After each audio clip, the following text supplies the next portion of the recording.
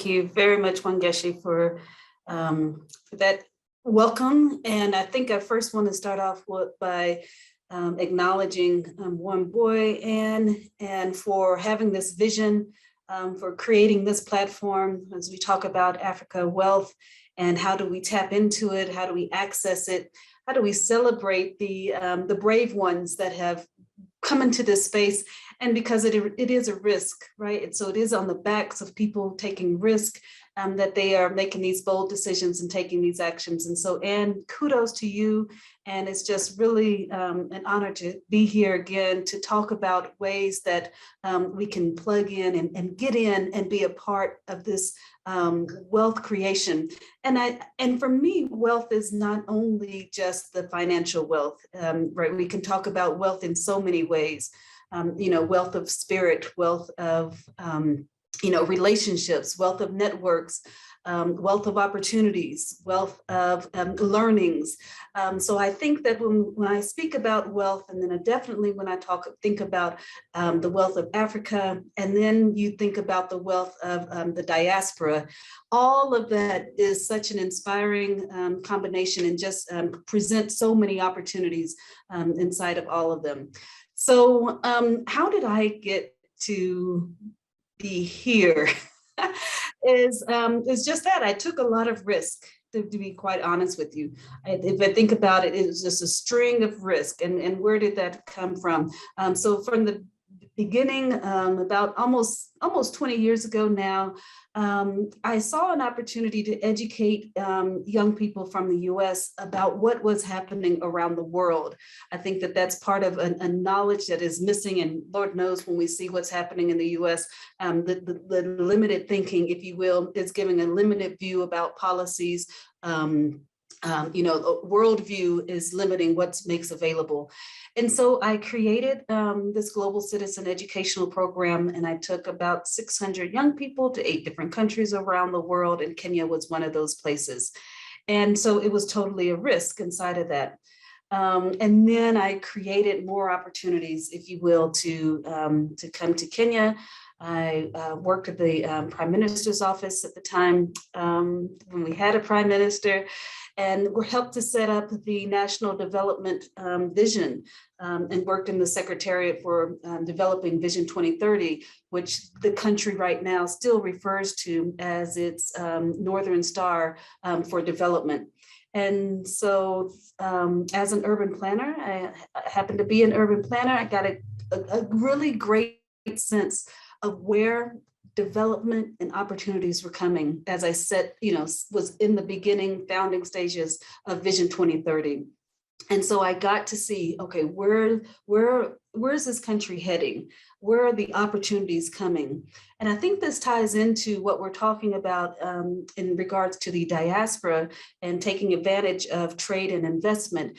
Is a key part of that is there is some research and some homework that will need to be done in regards to what each different country is setting as a strategy, because that's where they are going to be investing. That's where they're going to be making opportunities available, be it EPZs and places, environmental zones. I figure, apologies, I have been out of that space on language wise, but where are they going to be setting up those zones and investing? Where are they going to be putting money in terms of infrastructure, be it all types of infrastructure, hard infrastructure, soft, digital, academic infrastructure? You want to be tracking where they're setting their sites, because right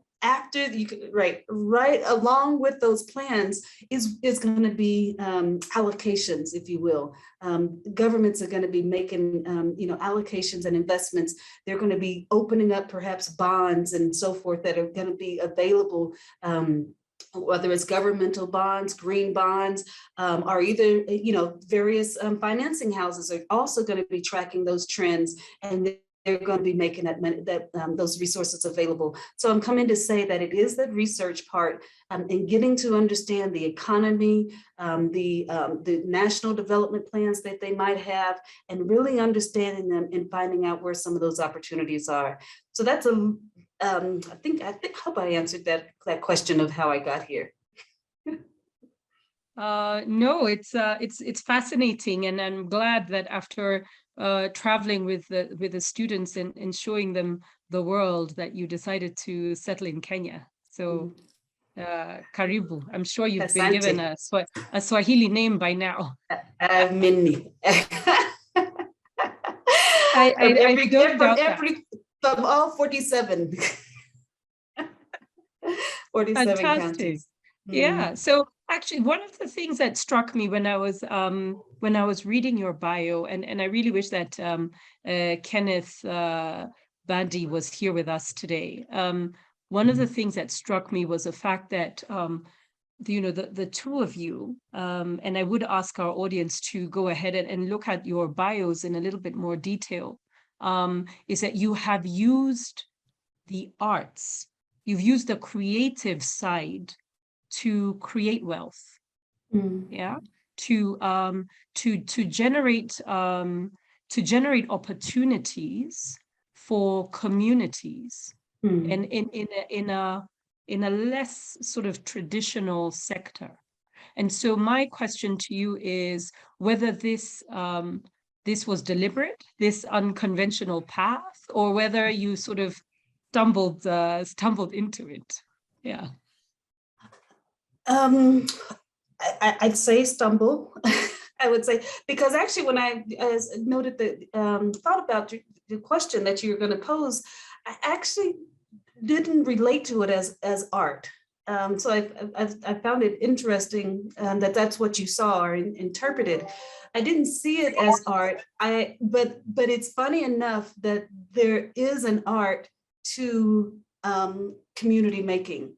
There is an art to networking. There is an art to building partnerships. So in that sense, I have sought out to, oh, there he is, great. I have sought out to discover what that art of networking is. What is the art of creating partnerships and relationships and building on them and creating synergies, like-mindedness and spaces to learn and grow. I have sought out to do that. So I think about one environment of that networking among people from the diaspora.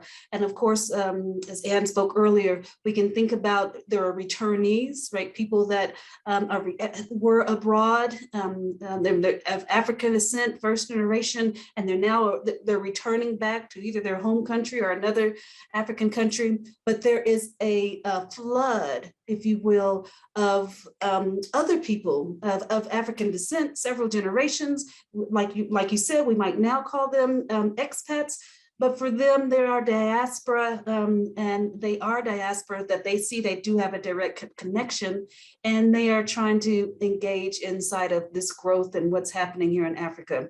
So there was a group of us that were entrepreneurs that we set up our own learning circle, and we modeled it after Goldman Sachs 10,000 Women Entrepreneurship course. And we trained ourselves. We met every, we set a time that we met every time. And that was, a dentist that lived in the US for several years and who returned here and set up her dental practice. That was another woman that was a nurse in the US, but she returned here with her husband that she married there, returned here to Kenya, and she wanted to set up a cosmetics firm. And that cosmetics firm now is one of the top firms here in Kenya, but she's also exported that company back to the US, and it's now competing back over in the US with some of the top cosmetic firms. There is, let's see, just an amazing group of us, and we built our networks and our companies, and they grew because of the art of collaborating and networking. Another example, if you talk about art and how I see the art of these diasporas and people learning what are the resources and the doors that I need to open when I come into a new country. Who do I need to connect with? Who do I need to learn from? Who are the people? So for me, that's where the art, as I thought about your question, where the art comes in for me, is how do you actually take time to learn? Is it art or science of networking, right? So some people might be like, the science is the steps, here are 10 steps, 1, 2, 3. but the art part for me has it be an exploration, something that I'm actually willing to have something blow up because of, something didn't work right, but there is the beauty in it. And I can see the organic growth and the nature of figuring out how do I establish myself newly inside of a place that, has full potential. There was a speaker in the previous panel that I was on. His name is Karoba Kenywa, and he said that entrepreneurship was one of the most generous things that you could do, because you would end up giving so much of not just your time and talent, but even in the creation of these opportunities, not just for yourself, but for all those others around you. Would you like to touch on that a little bit, and especially going back to this idea of diaspora wealth being created, whether that funding is stemming from the diaspora and that's happening here on the continent, or whether, as you explained with one of your friends, you start here and then you look at export opportunities into the rest of the diaspora. Could you talk a little bit about that? Yes, sure. I think the part about, how are we linking up and changing perspectives, if you will. And so I think that, Kenneth, that was just brilliant what you shared about Eurocentric beauty. Yeah, I mean, it has so much. It's something that people are dealing with around the world still. It has such a grip on us, if you will, and unfortunately, even us sometimes we hold on to that description of what is beauty. So thank you so much for opening up the world's eyes to beauty is whatever I say it is, and beauty, it has all forms and dynamics to it. And it can't be put in a box, and it's not privy to one type of beauty. And so, of course, the real thing, what I can hear behind, hopefully, what I can hear where you've taken that a step further, is beauty. Behind that is value, right? Right? So behind that is value, because then you treat things that you value a certain kind of way. And so that is what I really do here, is what is hopefully opening up. And so I think as we think about the people in the diaspora, I think it's tied to also Africa.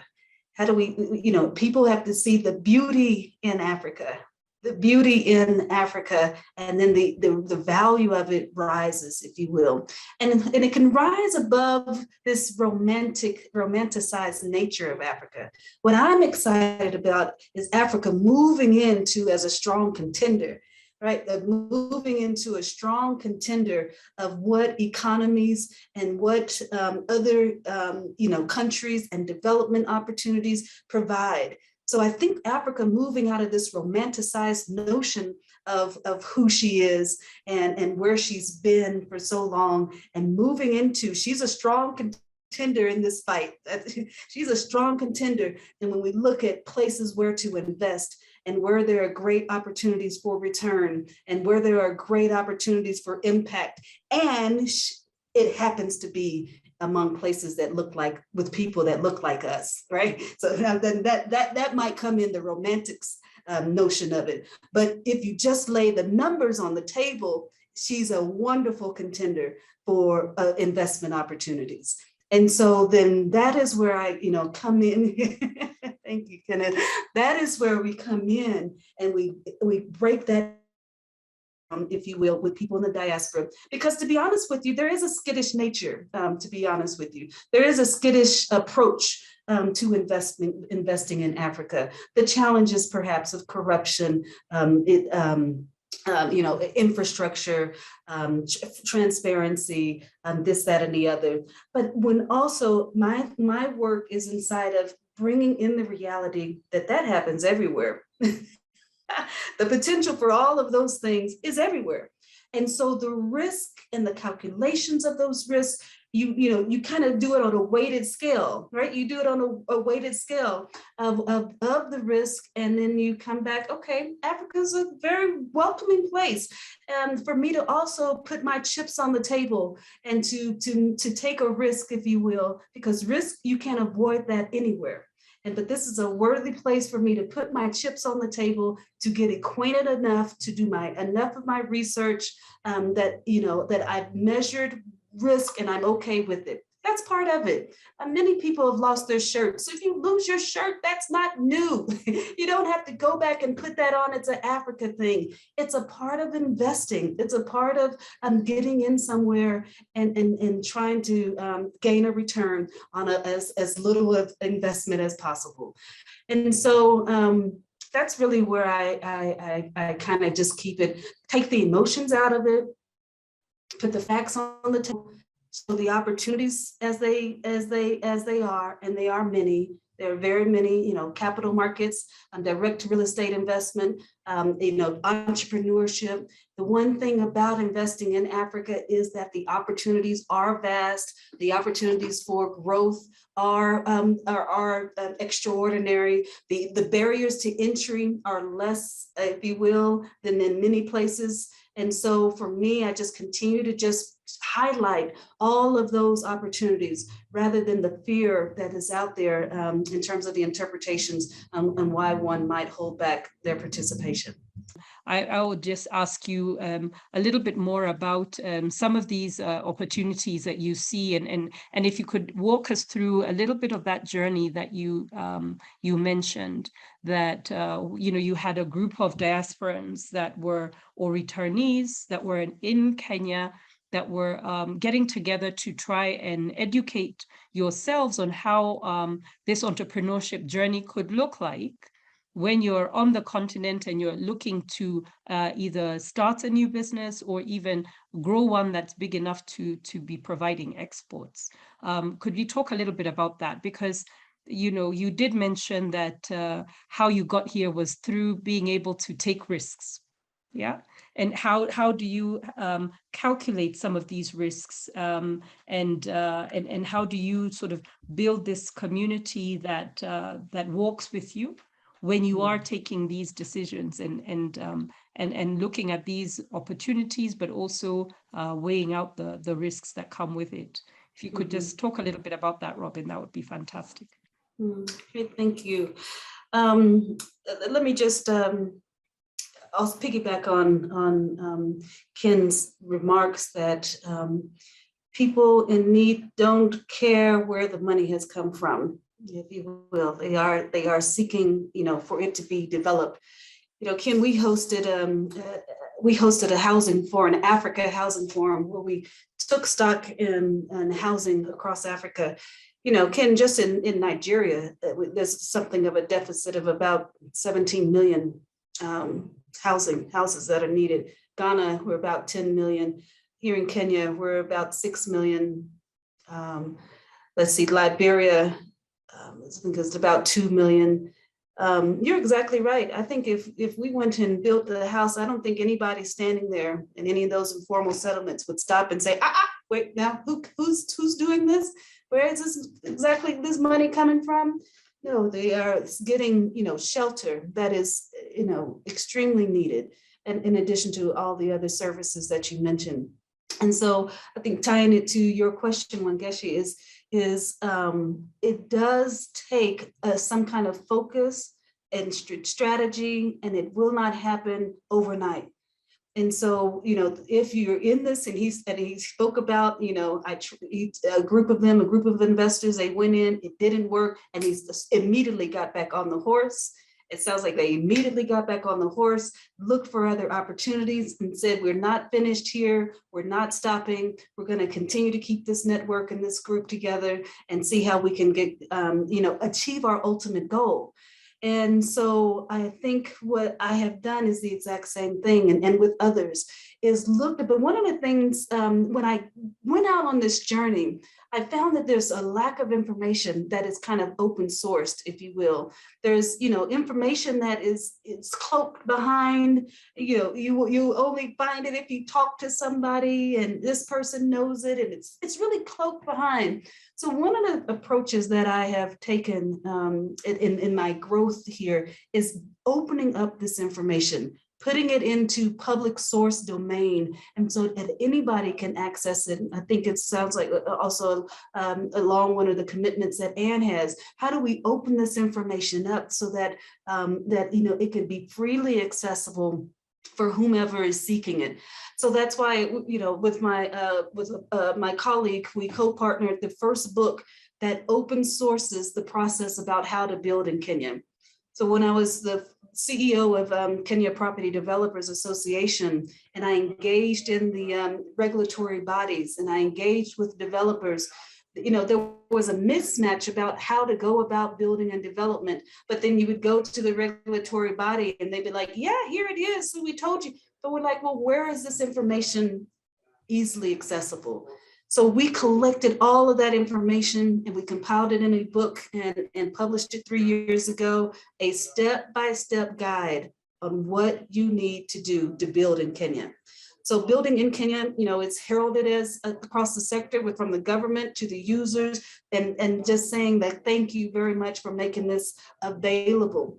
In addition to that, a practice of bringing, how do I be in a community and live in the space, and who do I talk to? Again, opened up that process and hold these public participatory town halls, Ken, if you will, that allows people to come and actually speak to a governmental body and say, this is my concern and what I'm dealing with. Completely busted open how people engage and relate and get what they need to have done. So I think that what I'm saying here is that we need to get in. When we get into those spaces, don't get in and gather the information and keep going.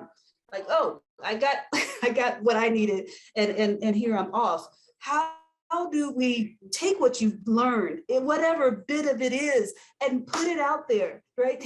Put what you learned and somebody else will build on it and find, no, it's changed from 6 months ago. It used to be like that, but now this has happened. So it might not be writing a book, but you might do a blog. You might do it, you might do a tweet thread. You might, do a video. What I'm saying is that everybody doesn't have to come in and start from zero. We can all share what we're doing, what we're learning, how we're finding out how we're making our ways, open this door, open that door, take a left here, take a right there, and that we can each be growing on, what we've all discovered. And I think for me, that's kind of one of my greatest focuses, where I've put my focus, is knowledge sharing, information being open and available to anyone, and building networks. That's where I've kind of put my focus, and I think that that's what we need. And let me say another thing to this is also, is that there are large conglomerates, if you will. So the Council of Corporations for Africa, this is a US based thing. They're pulling together like the multinational organizations, and they are all pulling their money together. And as we know, in a national economy, it is the small SMEs, mid-sized companies, and even the informal sectors that you put all of them together. They're even larger than those multinational corporations. And I think we need to be thinking along those lines also when we're talking about investing in Africa. Unfortunately, those large conglomerates, they are having greater voice, but just because they also have an advocacy strategy behind them, I think we should be pulling together and doing greater advocacy on the needs of the diaspora.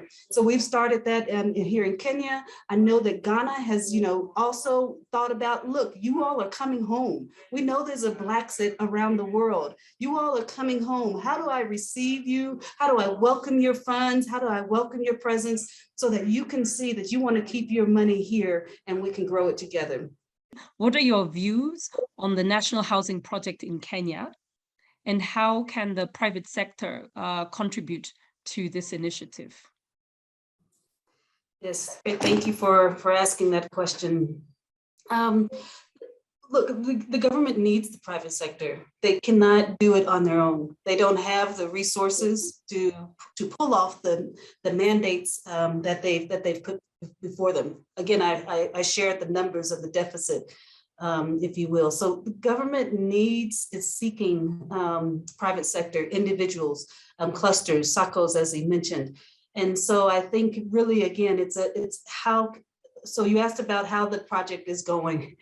They're struggling and they're behind on meeting their targets, and those targets are growing exponentially. All right, so it's not that you don't meet your target and the numbers just kind of just disappear. No, the numbers are growing exponentially, and so we need the partners, they need the assistance. And so I would just look at if you can find the financing, because that's really the major part. That land is extremely expensive, growing expensive. I'm not certain the ratio, how it might be in Nigeria, but land in Kenya is extremely expensive for any project. And unfortunately, the government is not necessarily working with landowners, to kind of subsidize some of these projects.